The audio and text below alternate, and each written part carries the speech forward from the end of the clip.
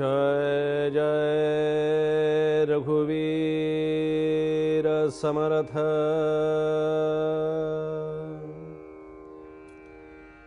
कोमलवाचा दे रे राम, विमल करणी दे रे राम, प्रसंग ओळखी दे रे राम, धूर्त कळामज दे रे राम।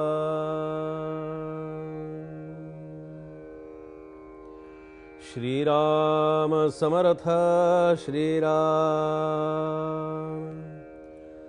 जो संतांसी शरण गेला, संतजनी आश्वासिला, मग तो साधक बोलिला, ग्रंथांतरी श्रीराम।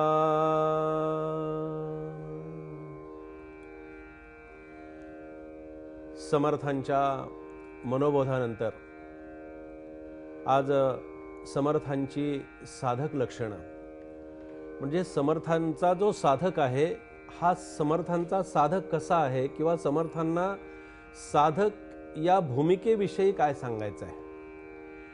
कारण श्रीमद ग्रंथराज दासबोध या ग्रंथराज दासबोधाच्या माध्यमातून समर्थांनी आध्यात्मिक, सामाजिक आणि राजकीय अशा तिन्ही प्रकारच्या सुंदर अशा प्रकारच्या कार्याचा समन्वय हा दासबोध ग्रंथामध्ये आपल्याला पाहायला मिळतो।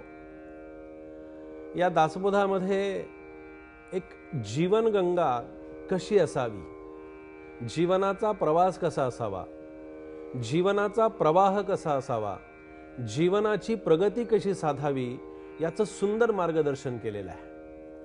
कारण ग्रंथराज दासबोध हा पहिले ते हरिकथा निरूपण, दुसरे ते राजकारण आणि तिसरे ते सावधपण सर्व विषयी असं ज्या ग्रंथामध्ये सांगितलं, आपण पूर्वपेठिका म्हणून मनाच्या श्लोकांच्या माध्यमातून समर्थांचं चिंतन श्रवण केलं, समर्थांचे विचार, समर्थांची सांगण्याची हातोटी, समर्थांचा अध्यात्माबद्दलचा सुंदर अशा प्रकारचा एक मार्गदर्शनपर विचार सर्व साधकांनी श्रवण केला। आता मनाच्या श्लोकाच्या माध्यमातून ही पूर्वपीठिका तयार झाली, एक बैठक तयार झाली। आता त्या बैठक निर्माण झालेल्या मनाला खरा शुद्ध परमार्थाचा मार्ग दाखवायचा आहे। मन आधी तयार करावं लागतं।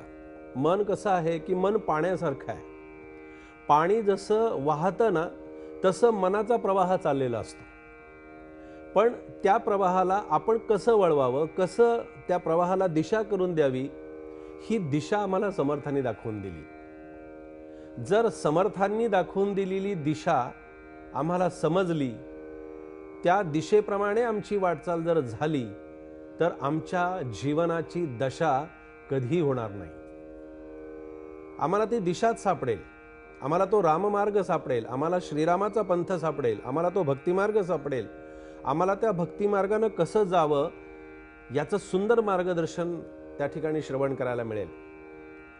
एबीपी माझाच्या माध्यमातून समर्थांचे विचार आणि समर्थांचं चिंतन आपण श्रवण करत असताना या माध्यमातून सर्वदूर आणि सर्व भक्तांच्या पर्यंत हा समर्थांचा समर्थ विचार पोहोचावा, तळागाळातल्या समाजापर्यंत समर्थांची शिकवण पोहोचावी, समर्थांचा दासबोध, समर्थांचा मनोबोध आणि समर्थांचा विचार हा सर्वदूर आणि सर्वांच्या पर्यंत पोहोचणं ही अत्यंत काळाची गरज आहे। आता ही दासबोधातली शिकवण आणि हे दासबोधातलं आचरण, ही दासबोधाची एक सुरुवातीची पूर्वपीठिका अशासाठी करावी की अनेक ठिकाणी आज आपण बैठकांच्या माध्यमातून, प्रवचनांच्या माध्यमातून, कीर्तनांच्या माध्यमातून, सत्संगाच्या माध्यमातून संतांचे विचार श्रवण करत असतो। आणि हे संतांचे विचार श्रवण करत असताना संतांना जो शरण गेला साधक, संतांना शरण जाताना कसं जावं तर संतांशी पूर्ण शरणागती पत्करावी।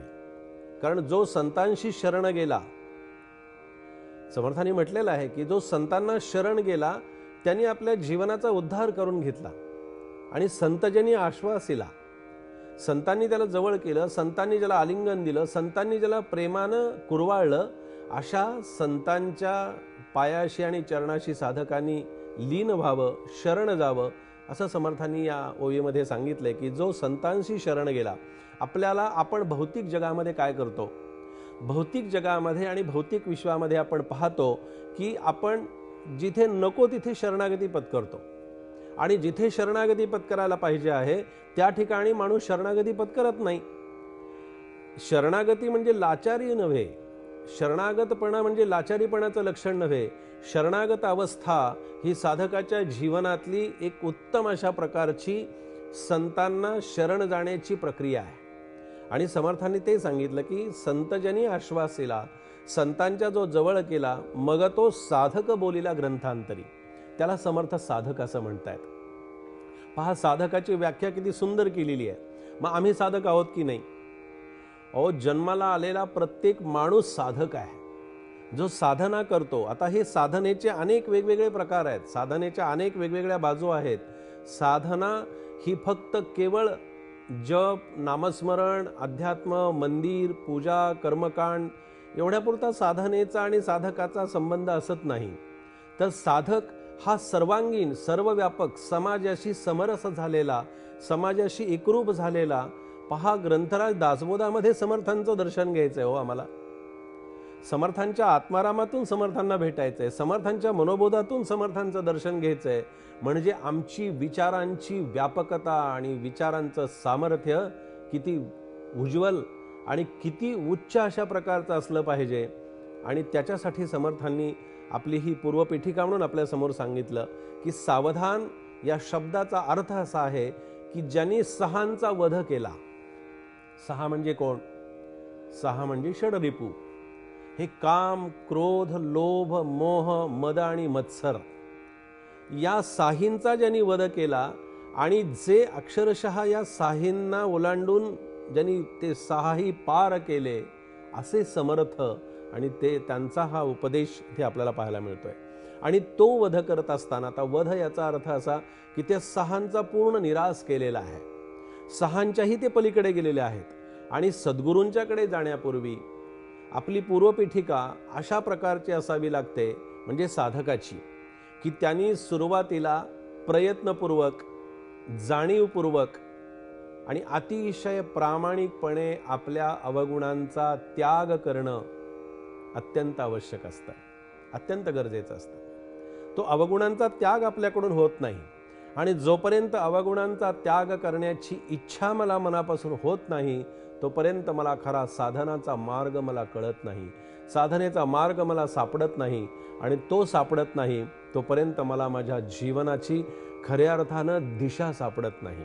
आणि ती दिशा सापडावी आणि आपल्या जीवनाची दशा होऊ नये याच्यासाठी सद्गुरूंना शरण जा.